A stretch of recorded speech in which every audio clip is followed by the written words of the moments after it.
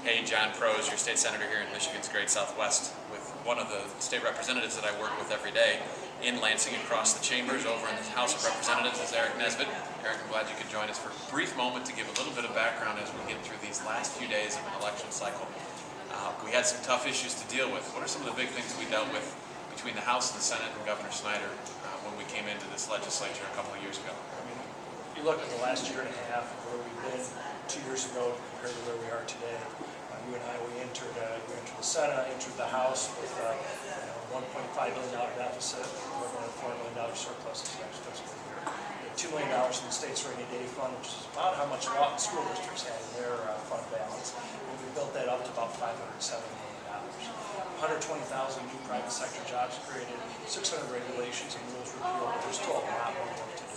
There's no doubt that there's a lot of work to do, and we hear that every day when we're out and about, whether it be here in South Haven, where we're filming today at Lake Michigan Community College. There's talk about jobs and economy in Michigan, and particularly in Southwest Michigan. What are some of the positive things that you've seen here in Southwest Michigan in terms of that job growth? Well, it's great. You're going to be at the South Haven Chamber event, the Summit Economic Series, talking about how to compete and win in the 21st century. And that's what it's all about, is how do we create that atmosphere for capital to come to Michigan? How do we compete not just with Indiana and Ohio and Wisconsin, but with Brazil, and Russia, and China for the new jobs? And I know we were just talking about science, technology, engineering, and math programs, current technical training. I know you co-sponsored a bill and I sponsored a bill in the House that we really need to work on to make sure that our young people receive some of that career technical vocational training that's so critical for the 21st century. But we're seeing our local job providers actually growing and providing some of these jobs that we need. And what are your goals this next term? We've got 2 years coming up. Should you be reelected? And certainly I'm advocating for Aric to be reelected to the House. There's no doubt about that. We work well together. We do great things, I think, in Southwest Michigan. What are some of your goals going into the next term, should you be elected in a couple of days? Energy is such an important issue. I'm serving on the Energy Committee in the Senate. I serve on in the House here in Southwest Michigan. Some of our largest taxpayers are our electricity providers here, whether it's Kirk or Palisades or Covert New Generating.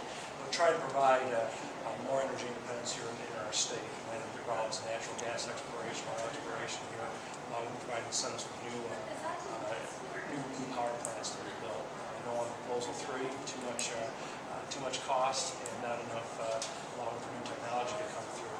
But also working on those education reforms that we need to provide more and better training. And just working through these regulations. We have 18,000 regulations here in Michigan. We've worked through over 600 so far. We have a lot more work to do, and I look forward to working with you and our colleagues on both sides of the aisle to get this done. You bet. Everybody talks about jobs. Knowing that you've had such an interest and a passion for the energy industry and the energy issues as it relates to jobs here in Southwest Michigan, as well as Michigan as a whole, with some of these natural gas finds in Michigan, do we expect to see jobs from all of that? Oh yeah, I mean, currently it's billions of dollars in terms of economic value added here in Michigan. About 24,000 jobs here in the state already that depend on natural gas exploration and production and refining.